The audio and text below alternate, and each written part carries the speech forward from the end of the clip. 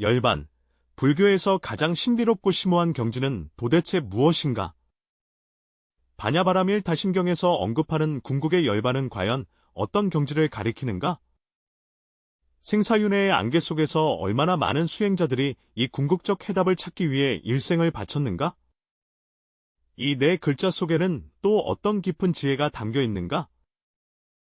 전설에 따르면 한 번의 특별한 법회에서 대사지보살은 중생들에게 궁극적인 열반의 진정한 의미를 밝혀주어 수많은 혼란스러운 마음들이 집으로 돌아가는 길을 찾도록 인도하였다.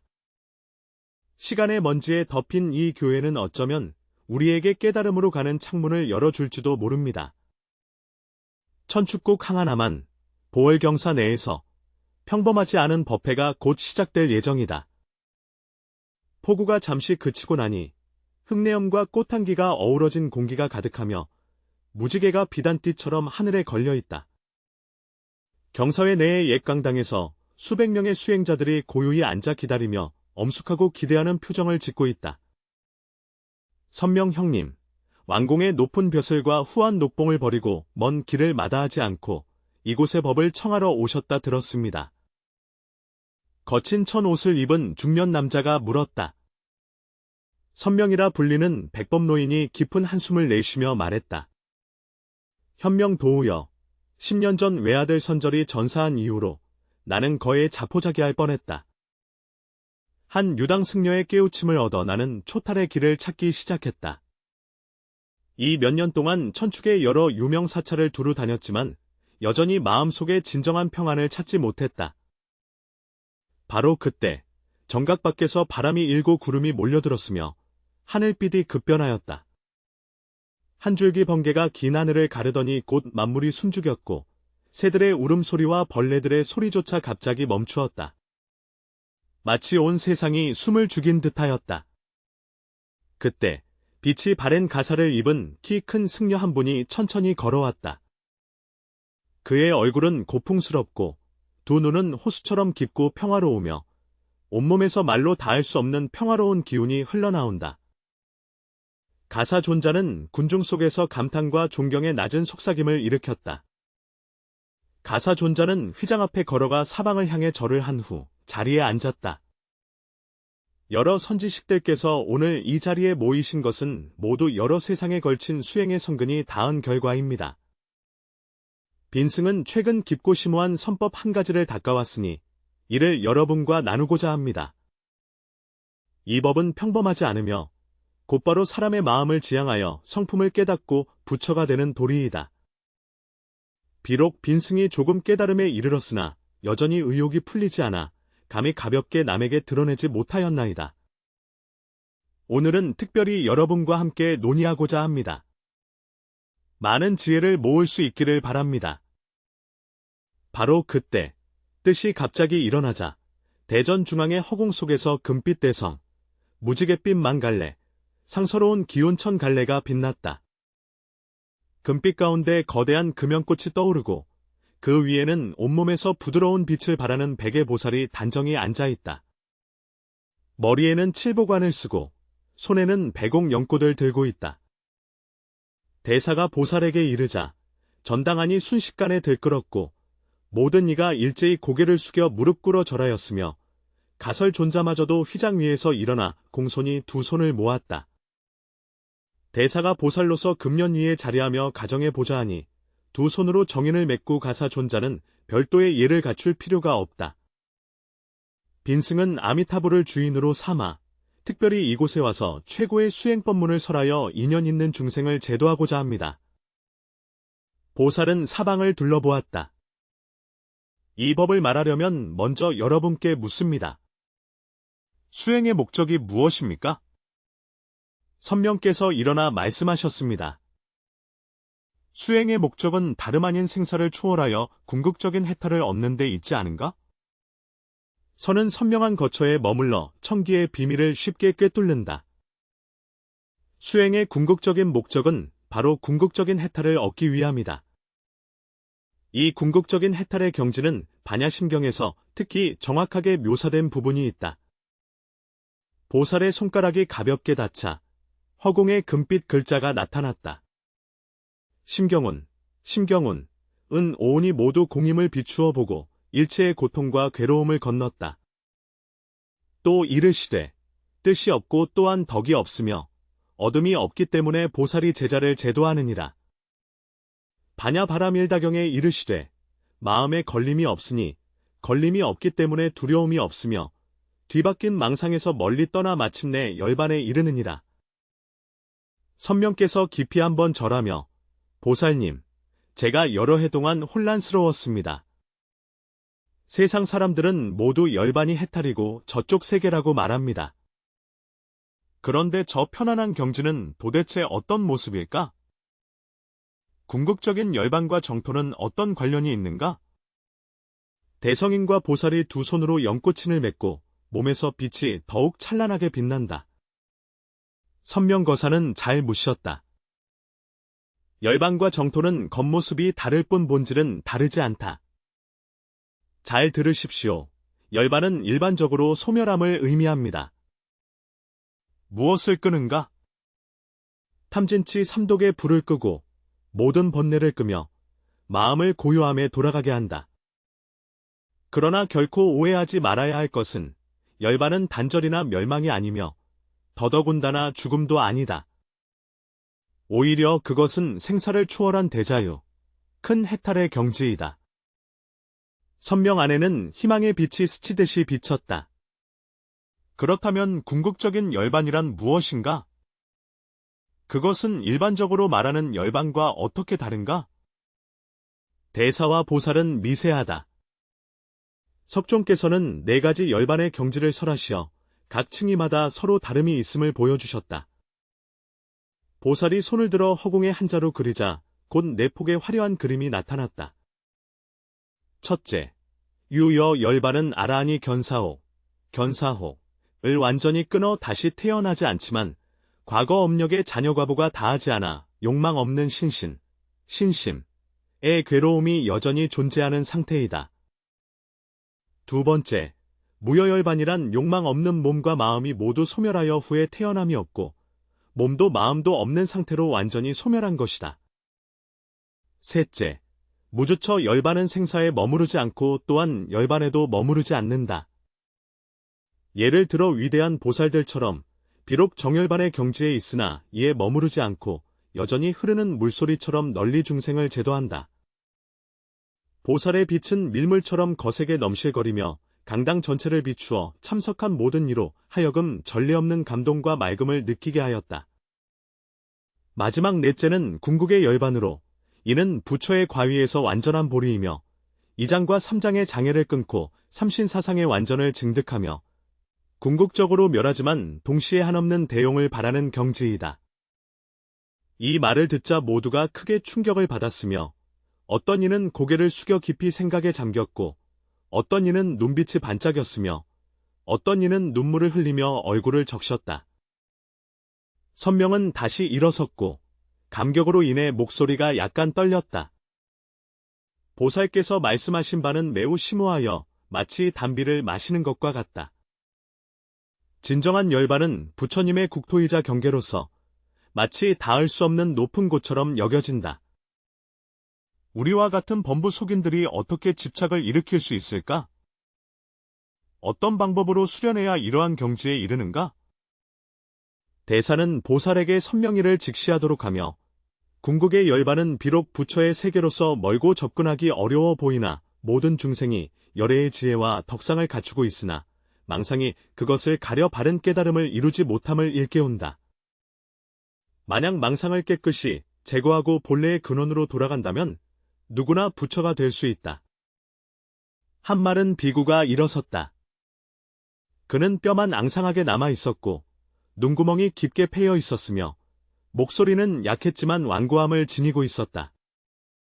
보살은 자비로우시고 제자는 수년간 정진수행하며 하루에 한 끼를 먹고 밤에는 문을 닫지 않으며 고행에 몸을 던지고 추위와 더위를 두려워하지 않는다. 경전이 천부에 달하고 계율이 엄격하며 참선에 정진하지만 늘 마음속에서 풀리지 않는 갈증을 느끼고 열반의 경지에서 멀게만 느껴진다. 결국 어디에서 잘못된 것일까? 대사와 보살은 자비롭게 그를 바라보며 욕된 수행과 고행을 하였으나 본래 탐착을 끊기 위한 것이었음에도 불구하고 자신이 고행을 할 수 있다는 집착이 다시 일어났다는 것을 알지 못하였다. 수행할 마음이 있고 수행할 법이 있으며 주체와 객체가 대립하고 두 연기가 아직 끊어지지 않았는데 어찌하여 이원법문에 들어가 제대로 궁극적인 열반에 이를 수 있겠는가? 비구가 듣자 마치 번개를 맞은 듯 즉시 눈물이 얼굴 가득 흘러내리며 길게 무릎을 꿇고 일어나지 못하였다. 보살님께서 계속해서 설법하시기를 세상 사람들이 수행의 길에서 많은 잘못된 길을 걷고 있다고 하셨다. 어떤 이는 고행에 집착하여 자신을 고문하면서 고통이 깊을수록 도에 가까워진다고 생각한다. 어떤 사람은 탐욕에 빠져 정에 집착하여 깊은 정에 들면 나오기를 원하지 않는다. 어떤 이는 공을 알고 유를 패하며 일체를 부정하여 단멸견에 빠진다. 어떤 이는 지혜로서 무명을 잊고 형상계에 집착하여 상견에 떨어진다. 이것들은 모두 궁극적인 열반에 이르는 바른 길이 아니다. 수행의 길은 비록 수많은 법문이 있으나 궁극적인 열반에 이르기 위해서는 단 하나의 근본 법문만 명확히 이해하면 된다.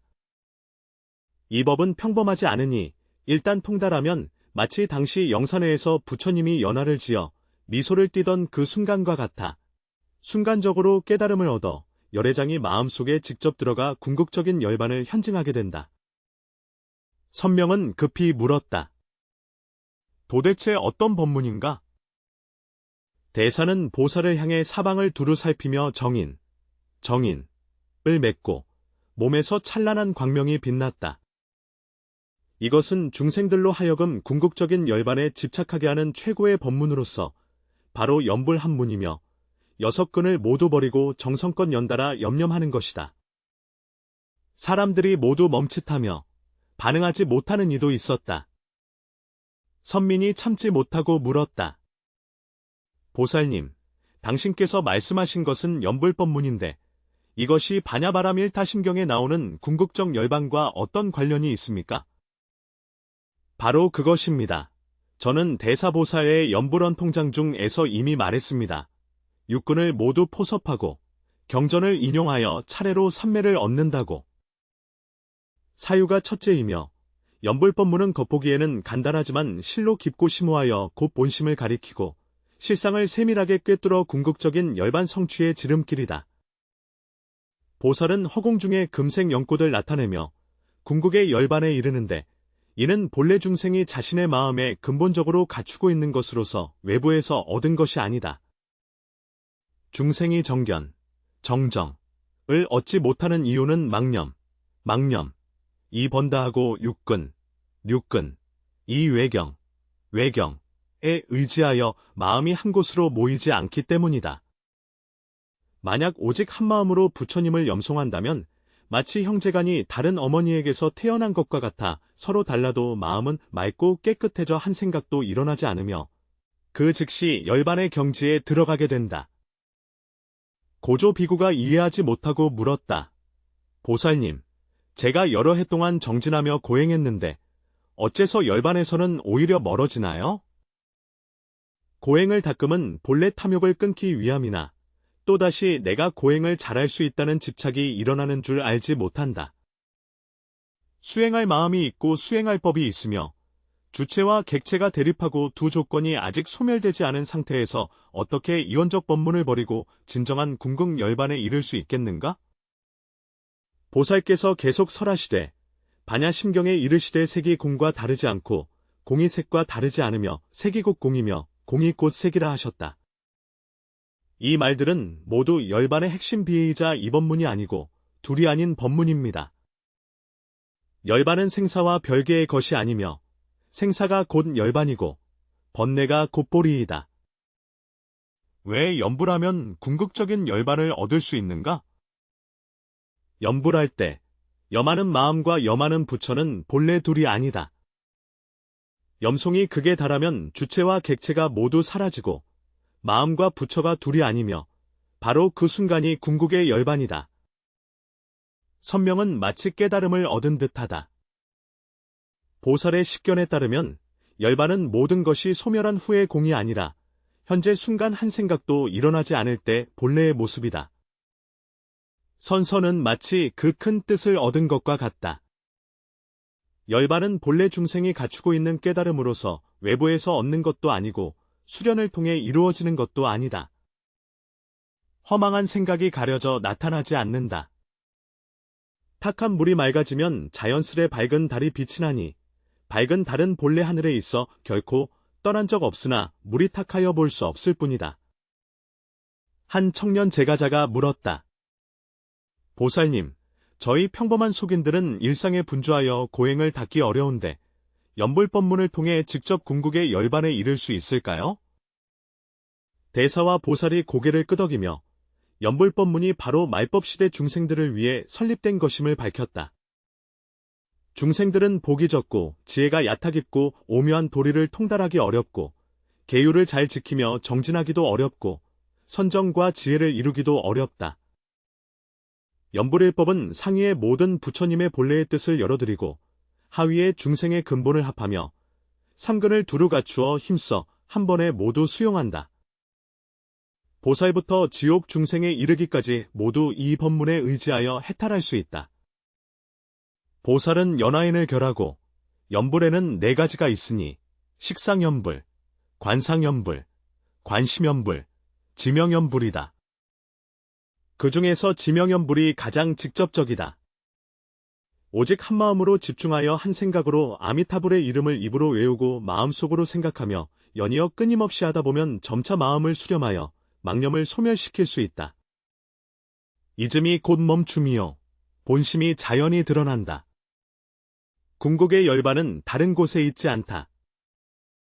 선명보살께서 다시 여주셨다. 보살님, 반야심경에서는 무지무득이라고 하였습니다. 이것이 연불법문과 어떤 관련이 있습니까? 무지무득이 곧 연불의 최고 경지이다. 초심으로 연불할 때 연불할 마음이 있고 연불할 부처님이 있으며 정토에 태어나고자 하는 소원이 있고 정당히 열반에 들고자 하는 구원이 있지만 여러 가지 생각들이 분주히 떠오른다. 점점 마음이 한결같아져 흐트러짐이 없는 상태에 이르면 주체와 객체가 동시에 사라지고 능력도 없고 대상도 없으며 지혜도 없고 어둠도 없다. 바로 그 순간이 가장 궁극적인 상태이다. 보살은 고개를 들어 무량광명을 나타내었으니 반야심경에 이르기를 무명이 사라졌고 노사, 노세와 죽음, 도임이 사라졌다고 하였다. 이는 바로 우리에게 열반이 번뇌를 끊는 것이 아니라 번뇌가 본래 공임을 깨닫는 것임을 알려준다. 연불을 극치에 이르면 망념이 본래 공임을 깨닫고 즉시 실상에 머물러 무주열반을 성취하게 된다. 석조는 능엄경에서 경탄과 향제, 가 모두 육군을 포함한다고 하였으며 경탄은 자범이 전혀 없는 마음으로 향제가 끊이지 않는다고 말씀하셨다. 사람의 마음이 한 대상을 오래도록 순수하게 닦으면 6근육이 자연히 외경에 집착하지 않고 연불에 귀의하게 된다. 일체의 인연이 하나로 귀결되고 6근, 감각기관 모두가 해탈하니 바로 이 순간이 대해탈이며 대자유이며 대열반이다. 보살께서 계속 말씀하시길 모든 중생이 본래 갖추고 있는 불성은 대양과 같아 본래 고요하고 막다고 하셨다. 바람이 불어 파도가 일어나면 바다 표면이 요동치고 불안정해진다. 육근이 외부 대상을 집착함은 마치 대양의 파도가 일어나는 것과 같아 마음이 안정을 찾지 못하게 한다.